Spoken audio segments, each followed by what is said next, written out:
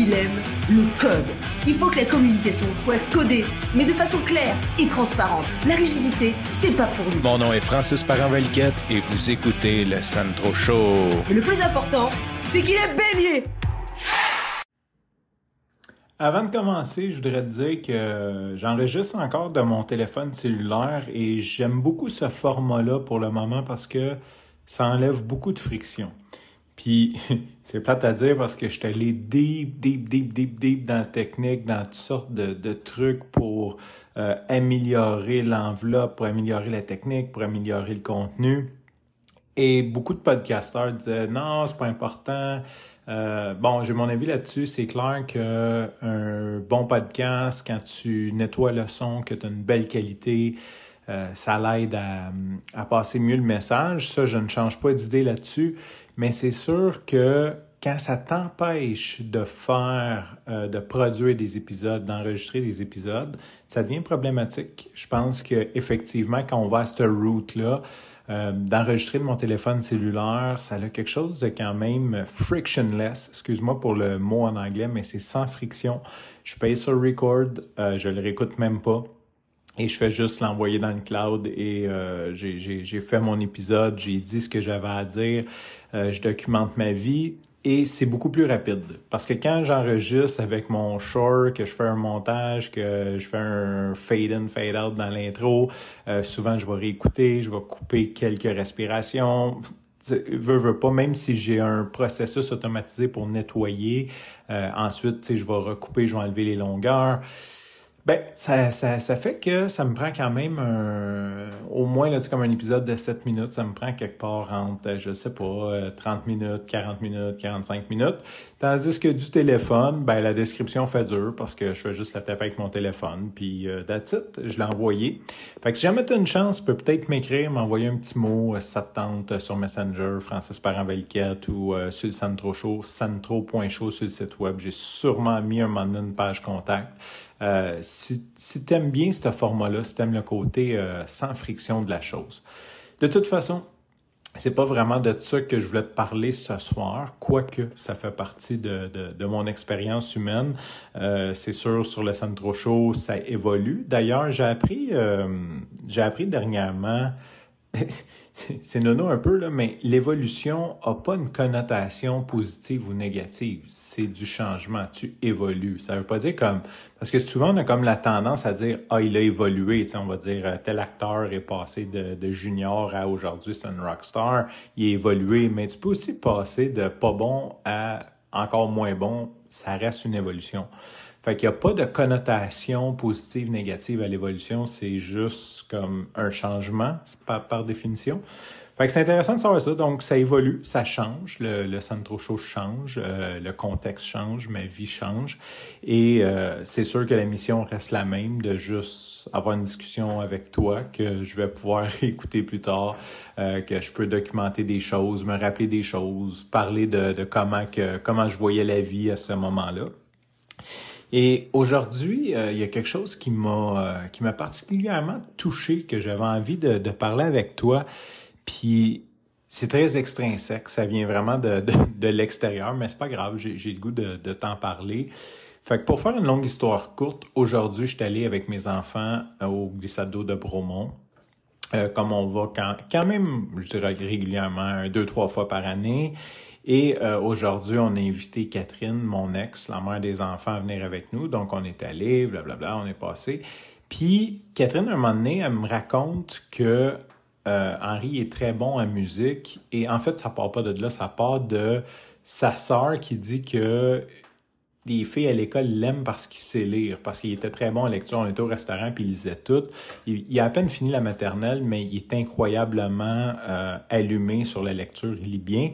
Puis là, c'est ça. Sa sœur a dit, ouais, elle dit même les filles l'aiment parce qu'il lit. Puis là, j'étais comme, c'est quoi cette histoire-là? Puis il y a une petite fille qui a dit, j'aime Henri puis tout. Puis Jeanne est allée la voir. Puis elle dit, pourquoi tu aimes mon frère? Puis elle dit, parce qu'il sait lire. Fait que là, c'est comme devenu comme ça. Et Henri est très bon, a beaucoup de talents musicaux et on s'entend, si tu sais jouer de la musique, tu peux être laite, tu vas fourrer des filles à côté. Désolé, c'est mon côté mononcle. Je sais que ça se dit pas en 2023. Je m'en fous. C'est ça la vérité pareil. Si t'es laite pis que t'as une guitare pis tu sais jouer de la guitare, oublie ça, là. Tu payeras jamais une escorte de ta vie, tu sais. Fait que là, son grand-père, il dit, hey, t'es bon dans la musique pis tout. Pis il a dit, ça va pogner des filles quand tu vas être grand, là. Tu vas être, tu sais, comme... Puis Henri l'a regardé, puis il a dit, moi, tu comprends pas, grand-papa, là, quand je vais être grand, là, je veux juste comme être normal, genre. Il dit, je veux juste être comme limite banal. Fait que ça reste comme ça. Puis là, Catherine me raconte ça. Puis là, Henri est là, d'ailleurs, tu sais, comme on est comme en train de manger en famille, puis on parle de ça. Puis Catherine regarde Henri, elle dit, mais pourquoi tu veux être comme normal, banal? Puis là, il dit, je veux être comme papa. Il dit, je veux juste être normal, mais avoir une belle vie. Puis c'est ça le clou. C'est ça le clou du show. Ça m'a touché de voir que, tu sais, je fais beaucoup de travail sur moi. Je veux dire, j'ai beaucoup de plaisir. Je fais la belle vie, je le dis. Je suis dans la gratitude. C'est sûr, j'ai des problèmes, j'ai plein d'enjeux. Je veux dire, c'est pas parfait. Mais overall, j'ai un bon mindset. J'aime ma vie, j'aime les activités, j'aime ma job, j'aime mes amis. Comme je dis, comme overall, oui, j'ai des projets, je veux faire d'autres choses, mais overall, ma vie est juste... Je fais la belle vie, tu sais, c'est vrai, puis de transmettre ça, de transpirer ça au point qu'un enfant de 6 ans, on s'entend, tu sais, les enfants de 6 ans, tu peux y bullshiter, là, je pourrais dire que je fais la belle vie, mais si je suis pas bien dans ma peau, il le saurait, là, ça sent l'énergie, qu'un enfant de 6 ans, c'est comme ça qu'ils me perçoivent, que mon enfant de 6 ans me perçoive comme ça, ben, ça m'a fait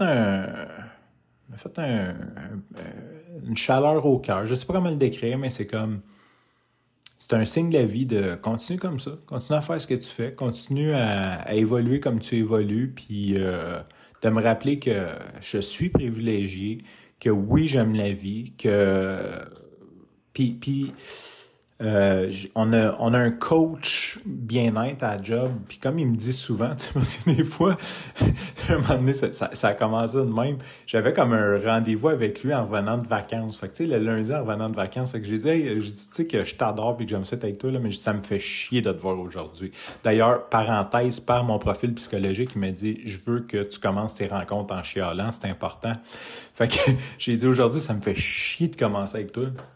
Puis il me dit, pourquoi ça te fait chier de commencer avec moi? J'ai dit, parce que je reviens de 2 semaines de vacances. J'ai dit, je suis super heureux. Ça me fait chier d'être avec toi parce que, parce qu'on a juste un rendez-vous une fois par mois avec lui. J'ai dit, tu sais, quand ça va mal puis que t'es là, tu m'aides à aller mieux. Mais j'ai dit, là, je suis au top, tu sais. J'ai dit, je vais super bien, je reviens de vacances, je suis heureux, mes projets sont à jour, tu sais, tout va bien.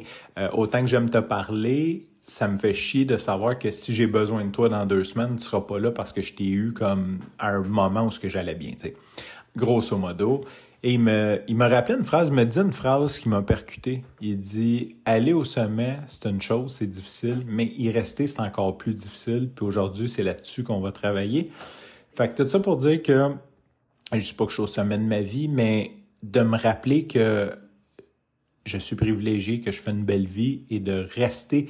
Parce que pour faire la belle vie, selon moi, on prend des étapes pour le faire. C'est pas donné. Tu sais, c'est pas donné. Je veux dire, j'ai de la merde en asti qui m'arrive dans ma vie, mais c'est moi qui prends la décision de faire les choses, de prendre les décisions, de laisser aller, de pas m'accrocher à ça, de pas le prendre personnel. Et ça demande un travail. Fait que ça me rappelle que j'arrive à avoir une belle vie. Maintenant, je veux continuer à l'avoir. Donc, mets les efforts pour continuer à l'avoir. Sur ce, je te remercie pour ton écoute. Je te dis à demain et bye bye.